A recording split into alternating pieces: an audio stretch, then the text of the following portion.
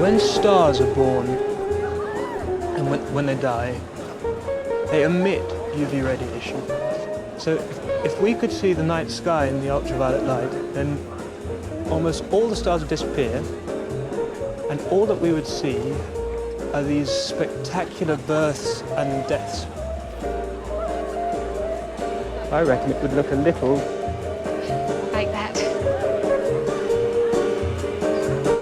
Hi, Eddie. I'm JJ Duncan with Zimbio.com, and we're here to talk about The Theory of Everything. Got to see it the other day, and I love the movie. And the first thing that I wanted to ask about is how much time did you spend with Stephen Hawking?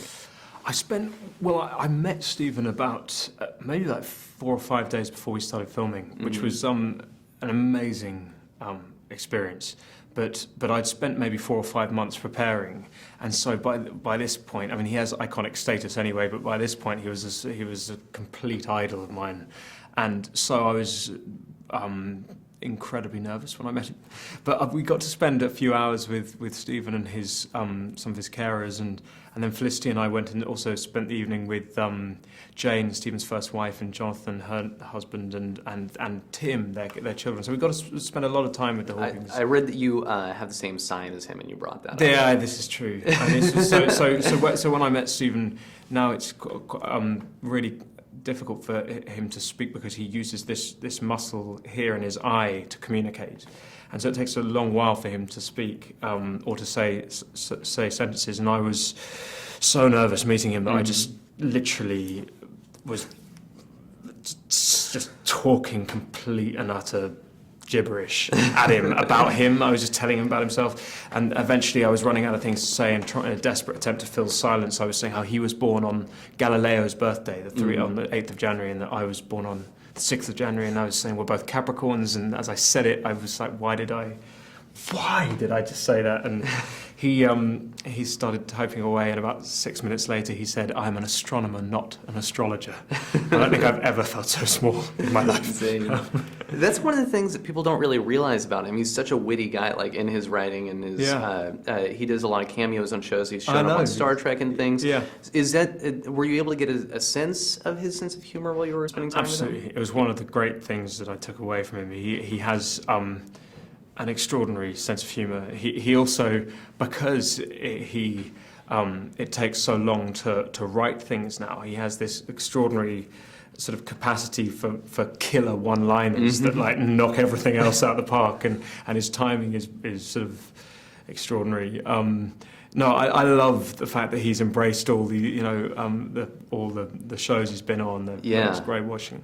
So can you tell me about his reaction to the film? How did he feel about the finished product? Well, I saw him just before he went to see it, and I remember saying, "Oh, Stephen, I'm really nervous. You're seeing it, but I hope you enjoy it. But let me know what you think." And he took a while to type out what he was saying, and then he said, "I will let you know what I think, good or otherwise," were his words. And I was like, okay, if it's otherwise, maybe just say otherwise. But no, the greatest thing was after seeing the film. When we made the film, we'd use a synthesized, like an approximation of his famous voice, and after seeing the film, he incredibly generously allowed us to use his voice, and he's been hugely supportive. So that meant the world for me.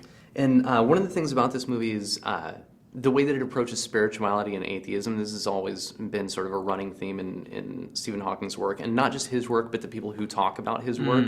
And so I wonder how the people who are acting paid attention to the spirituality theme in the film. Well, I think I think it's a really interesting theme of the film, because Jane was very religious and is religious, and Stephen wasn't, and it was these sort of polar opposites meeting. But the idea that you can that you can live whilst having a completely different sort of philosophy, perhaps, that you live together and as a team.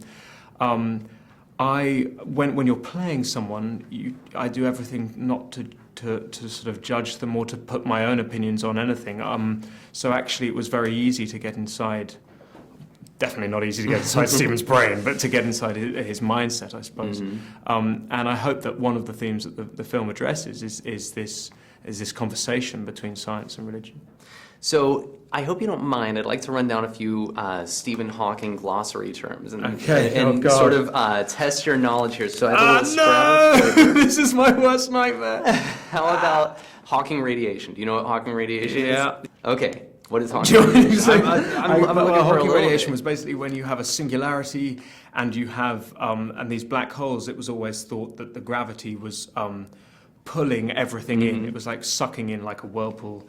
And then Stephen realized that there were these photons that were actually being split, and some were therefore emanating from the black holes. Oh, pass. Yes. Is that a pass? But Yeah, I think that's- is yeah, his I think time it's a up? pass. Is his time up? Tell me his time's up. Cosmological inflation. Go. Oh no! It's about counting. Cosmological inflation. No idea. Keep going. Okay. Second law of black hole dynamics. Oh no! I knew we shouldn't have come. Event horizons. Event horizons. I would love good Event horizon. They're great And- for sci-fi stuff. Yeah. General theory of relativity. Yeah, well, that's, you've got quantum and relativity, and he was attempting to combine those two things. What I love about Stephen's science is that science continues to be nebulous and continues to change, and people's opinions keep changing, and therefore, is his time out? Yeah, his time is out! The bell has rung. Lovely to Saved speak by to the you. bell. Congratulations. Thank you, man. It is nice See to you meet later. you.